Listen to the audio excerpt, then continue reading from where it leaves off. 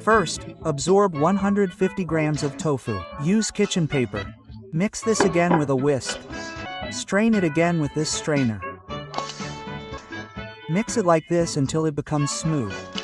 Now add 18 grams of soy sauce. Mix this again in the same way, for 1 minute and a half at 500 W. Mix this again. Yes, then microwave it for another 1 minute and a half. Mix this again in the same way. Do this over and over again. This is not the end, microwave it again. The next time for 1 minute and a half. Yes. Then, it's done like this.